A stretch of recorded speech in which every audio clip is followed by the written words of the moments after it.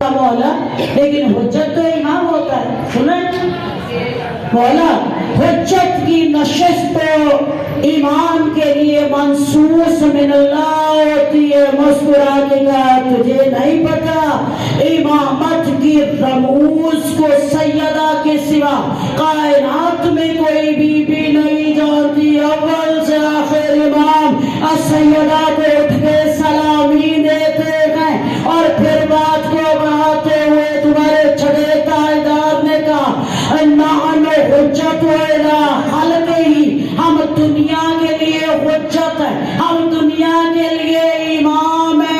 فاطمہ تو حجت علینا، اور زہرا ہم اماموں کے لیے حجت ہے. یہ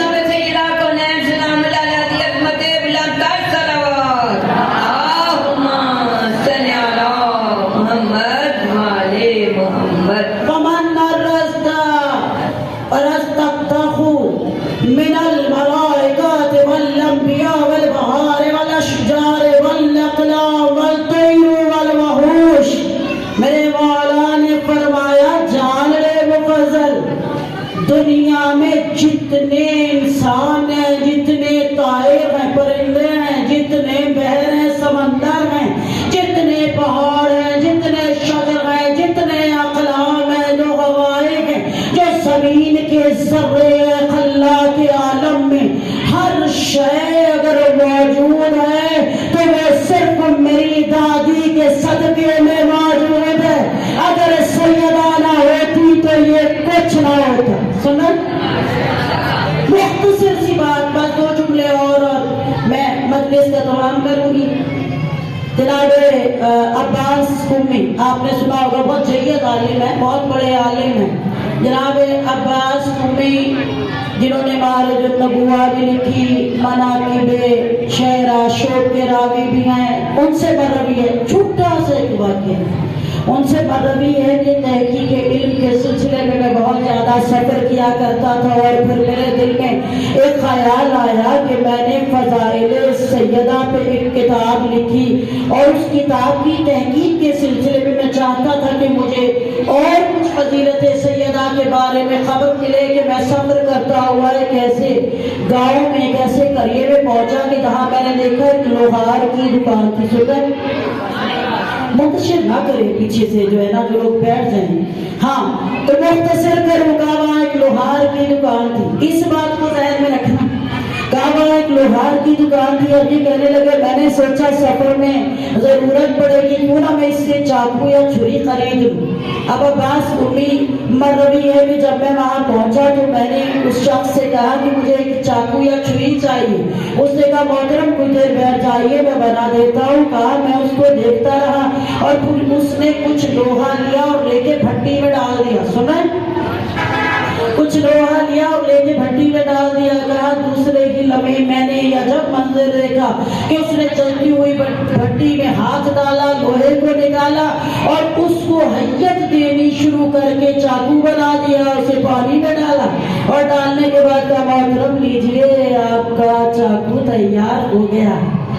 عباس قمی کہتے کہ اتنا حیرت کا لمحہ تھا کہ میں نے دیکھا انگاروں میں ہاتھ رکھ کے لوہے کو پکڑ کے نکالا، لیکن اس کی ہاتھ پہ کسی قسم کا کوئی چھالا بھی نہیں ہے، سرخی بھی نہیں ہے. انہوں نے کہا میں جاننا چاہتا ہوں، بتاؤ کہ یہ تمہارے پاس کیسی معجز بیانی ہے کہ تم نے یہ کام کیا اور تمہارے ہاتھ محفوظ رہے. مسکرا دیا. کہا دیکھیں محترم آپ بڑے جید عالم ہیں اور میں عالموں کا احترام کرتا ہوں. کہا تو مجھے بتا دے یہ بات مجھ تک رہے گی. مسکرا کے کہا میں جانتا ہوں، بتا دی تو آپ نے تحریر کر دینی ہے اور تحریر ہو گئی تو پھر زبان زد عام ہوگی. کہا کہ اچھا اگر تو نہیں چاہتا تو میں نہیں لکھوں گا. لوہار نے ہاتھ پکڑے اور بوسا دیا. مسکرا کے کہا آپ عالم ہیں اور میں آپ کو یہ بات بتانا چاہتا ہوں کہ کچھ عرصہ قبل کی بات ہے. سنیں کچھ عرصہ قبل کی بات ہے کہ میرے گاؤں میں بہت برے حالات ہوئے کہ لوگ فاقوں سے مرنے لگے کہ ایک خاتون ایک دن میری دکان پہ آئی اور انہوں نے آ کے مجھ سے استفسار کیا میرے بچے بھوکے ہیں اور مجھے کچھ ایسی رقم یا خوراک کی ضرورت ہے کہ میں اپنے بچوں کی کفالت کر سکوں اور میرا شوہر نہیں ہے۔ اس نے کہا کہ جب محترم وہ یہاں آئی تو میں نے دیکھا کہ وہ عورت جوان ہے اور میرے دل میں خیال فاسق آیا۔ میں نے اسے اظہار جب کیا تو وہ الٹے پاؤں واپس پلٹ گئی۔ سنا جب وہ بخشتے ہیں تو پھر نہیں دیکھتے یہ کون کہاں کھڑا ہے۔ ہاں تو کہا کہ جب وہ واپس پلٹ گئی تو میرے دل میں بہت زیادہ اس بات کا دکھ رہا کہ میں نے ایسا گناہ کیوں کیا، اور میں گھر واپس پلٹ آیا۔ میں نے 2 رکعت نماز اپنی مغفرت کے لیے پڑھی اور حاجت کے لیے پڑھی کہ وہ دوبارہ آئے تو میں اس کی حاجت کو ضرور پورا کروں گا۔ کہا ایسا ہی ہوا۔ اگلے روز جب میں گیا تو وہ روتی ہوئی آئی اور اس نے آ کے کہا کہ میں نے ہر جگہ سے مانگا ہے، ہر جگہ سے سوال کیا، مجھے کچھ نہیں ملا، میں تمہارے پاس آئی ہوں لیکن میں چاہتی ہوں کہ تم کسی محنت کے عوض مجھے کھانے کے لیے کچھ دے دو۔ جب یہ جملے سنے تو اس نے کہا میں نے پوچھا کس گھرانے سے ہو؟ سن رہے کس گھرانے سے ہو، کس گھر سے آئی ہو؟ کہا جب یہ جملے سنے تو سر جھکا کے رو۔ کہا سن میں اولاد فاطمیہ میں سے ہوں، میں زہرا کی اولاد میں سے ہوں۔ بہت پریشان جب یہ جملے سنے تو اس نے کہا محترم میرے پاس جو کچھ موجود تھا میں نے اس مخدرہ کو دیا اور اس سے معافی طلب کی کہ میں نے جس عورت کی مجھے معاف کر دی تھی۔ کہا جب یہ عالم ہوا تو اس نے ہاتھ اٹھا کے دعا کی کہ پروردگار مجھ پہ رحم فرمائے اور مجھے دنیا اور آخرت کی آگ سے نجات دے۔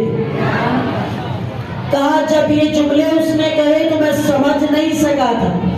کہا جب وہ روانہ ہو گئی اور پھر میں نے اپنا معمول کا کام کرنا شروع کیا تو لوہا جب آگ میں گرا بساختہ میرا ہاتھ لوہے کی طرف جب بڑھا تو میں نے دیکھا چلتی ہوئی آگ میں میرا ہاتھ موجود تھا، لیکن میرے ہاتھ میں خلقی اور توازن محسوس ہو رہی تھی۔ میں نے لوہا باہر جب نکالا میرا ہاتھ سالم تھا۔ محترم وہ دن ہے اور آج کا دن ہے جب سے سیدزادی نے دعا کی ہے میں آگ میں ہاتھ ڈالتا ہوں میرا ہاتھ نہیں جلتا۔ کیوں؟ اس نے کہا تھا تجھے دنیا کی آگ سے بھی نجات ملے، تجھے آخرت کی آگ سے بھی نجات ملے۔